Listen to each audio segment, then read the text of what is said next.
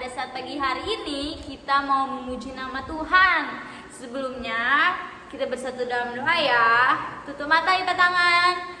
Tuhan Yesus, Tuhan, terima kasih Tuhan atas setiap berkat-Mu ya Tuhan, atas setiap lawatanmu ya Tuhan. Pada pagi hari ini kami akan memulai ibadah sekolah minggu kami ya Tuhan. Biarlah Engkau lawat dari awal pertengahan hingga pada akhirnya ya Tuhan. Baik juga setiap kakak-kakak yang melayani ya Tuhan. Biarlah Engkau berkati ya Tuhan. Berkati juga anak-anak sekolah minggu yang di rumah masing-masing ya Tuhan. Biar bisa duduk dia mendengarkan ya Tuhan. Terima kasih Tuhan atas setiap berkat-Mu. Ya, amin. Nah, kita mau semangat memuji Tuhan. Kita nyanyikan lagu Waktu Daud.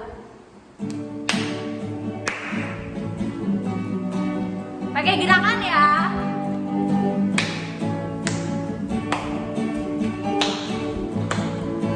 Waktu Daud melompat-lompat, tabut Allah sudah datang. Anak Tuhan bersukaria, tabut Allah sudah datang. Waktu Daud melompat-lompat, tabut Allah sudah datang. Anak Tuhan bersukaria, tabut Allah sudah datang. Dia datang, haleluya. Tabut Allah sudah datang. Dia datang, haleluya. Tabut Allah sudah datang. Dia datang, haleluya. Tabut Allah sudah datang. Dia datang, haleluya. Tabut Allah sudah datang. Aku anak raja, engkau anak raja, kita semua anak raja. Aku anak raja, engkau anak raja, kita semua anak raja. Haleluya, haleluya, haleluya, haleluya, haleluya, haleluya, haleluya, haleluya. Sekali lagi, aku anak raja, engkau anak raja, kita semua anak raja. Aku anak raja, engkau anak raja, kita semua anak raja. Haleluya, puji Tuhan, haleluya, haleluya, haleluya, haleluya, puji Tuhan, haleluya, haleluya, haleluya. Nah, tiba saatnya kita mendengarkan sebagian dari firman Tuhan. Siapa yang mau dengerin cerita Kakak Fesi? Pastinya kalian pada mau dengarkan. Nah, kita bersatu dalam doa.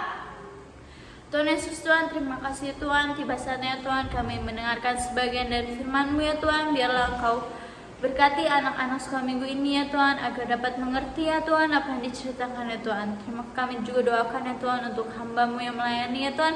Biarlah Engkau memberikan kekuatan ya Tuhan, hikmat ya Tuhan. Terima kasih Tuhan atas setiap berkat-Mu. Ya, amin. Nah, kita panggil Kakak Fesi-nya. Kakak Fesi. Halo semuanya. Hari ini kita sama-sama mau belajar tentang satu topik lagi yang kemarin minggu lalu Kak Pandi udah ceritain, yaitu kejujuran. Nah, kalau kemarin Kak Pandi cerita tentang gimana cara menjadi jujur. Kalau pada saat hari ini Kak Fesi mau cerita tentang satu tokoh yang tidak jujur. Ada yang tahu nggak tokohnya siapa ya? Tokoh ini sangat terkenal. Depannya hurufnya A. Siapa ya kira-kira? Namanya Ananias dan siapa? Ada yang tahu? Dan Safira. Jadi mereka ini ceritanya di sini sebagai salah satu contoh tokoh yang tidak jujur. Nah, kenapa ya? Kita mau buka yuk sama-sama di Kisah Para Rasul pasal yang ke-5. Nanti kita mau baca ayat yang 1 sampai yang ke-11. Tapi kakak nggak akan baca semuanya, cuma nanti adik-adik setelah ini boleh dibaca secara keseluruhan di Kisah Para Rasul 5 ayat 1 sampai dengan yang 11. Nah, di sini ceritain pada ayat yang ke-1 dibilang seperti ini. Ada seorang lain yang bernama Ananias ia beserta istrinya Safira menjual sebidang tanah. Jadi Ananias dan Safira ini adalah pasangan suami istri. Mereka hendak menjual sebidang tanah. Nah, di sini dikasih tahu pada ayat yang kedua, dengan setahu istrinya, ia menahan sebagian dari hasil penjualan itu dan sebagian lain dibawa dan diletakkan di depan kaki rasul-rasul. Nah, jadi pada saat itu mereka mau datang untuk dia meletakkan hasil yang sudah dibawa penjualannya ini, tetapi mereka menahan, mereka berbohong. Mereka mencoba untuk tidak jujur. Mereka melakukan, kalau sekarang suka dibilangnya penipuan. Wah, penipuan. Nah, mereka juga berpura-pura. Akhirnya apa yang terjadi ya? Pada ayat yang ketiga dibilang oleh Rasul Petrus, dibilang, tetapi Petrus berkata, Ananias, mengapa hatimu dikuasai iblis sehingga engkau mendustai Roh Kudus dan menahan sebagian dari hasil penjualan tanah itu? Selama tanah itu tidak dijual, bukankah itu tetap kepunyaanmu? Dan setelah itu dijual, bukankah hasilnya itu tetap dalam kuasamu? Mengapa engkau merencanakan perbuatan itu dalam hatimu? Engkau bukan mendustai manusia, tetapi mendustai Allah. Nah, jadi mungkin di pikiran oleh Bapak Ananias ini, apa-apa kali ya, nggak ketahuan. Saya cuma bawa segini, nggak apa-apa, nggak ketahuan. Kan nggak tahu, nggak ada yang tahu kan, yang cuma tahu saya sama istri saya. Ya, nggak apa-apa kali ya. Akhirnya dia hanya memberikan seperti itu. Ternyata Petrus mengetahuinya, dan seketika itu juga setelah Petrus berkata, rebahlah ia dan ia mati. Serem banget. Dan bukan cuma itu, akhirnya semua orang yang ada di tempat itu ketakutan. Kenapa gak takut? Karena dia habis berbohong, dia langsung mati, rebah dan mati. Lalu setelah itu pemuda-pemuda, orang-orang pemuda datang dan mengambil mayatnya si Ananias ini. Dia mengambil dan setelah itu menguburkannya. Nah, tetapi kira-kira 3 jam kemudian masuklah istri Ananias datang. Tapi ia tidak tahu apa-apa, dia belum tahu apa yang terjadi tentang suaminya dan juga hukuman yang diberikan ketika suaminya ini, Ananias ini, berbohong. Akhirnya dia masuk lagi pada ayat yang ke-8, dikatakan kata Petrus kepadanya, katakanlah kepadaku berapa harga sekian tanah yang kamu jual. Jawab perempuan itu, jawab Safira, dia bilangnya betul sekian.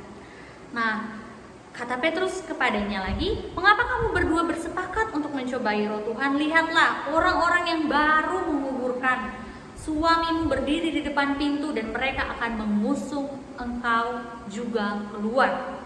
Lalu rebahlah perempuan itu seketika itu juga di depan kaki Petrus dan putuslah nyawanya. Jadi setelah Petrus mengatakan seperti itu juga, setelah Safira ini juga berbohong, ditanya, jadi yang kamu bawa seharusnya berapa? Dia bilang betul sekian. Dia berbohong, dia menipu Petrus dengan dia berpikir Petrus tidak akan tahu. Tetapi Petrus mengetahuinya. Nah, akhirnya sama kejadiannya seperti suaminya juga. Akhirnya Safira juga meninggal. Dan akhirnya dia dibawa juga, mendapati dia sudah mati. Lalu mereka mengusungnya keluar, lalu menguburkannya di samping suaminya. Maka sangat ketakutanlah seluruh jemaat dan semua yang mendengar itu. Nah, apa sih yang kita bisa ambil dari cerita ini? Tadi cerita singkatnya, suami dan istri sepakat untuk berbohong, sepakat untuk menipu. Dia mengira manusia doang, nggak apa-apa lah dibohongin. Ternyata dia bukan cuma dia tuh mendustai Roh Kudus, maka hukumannya sangat berat. Tadi hukuman yang bisa didapati oleh Ananias dan Safira langsung meninggal. Mungkin saat ini kita nggak, setelah kita berbohong, mungkin kita tidak langsung meninggal ya adik-adik.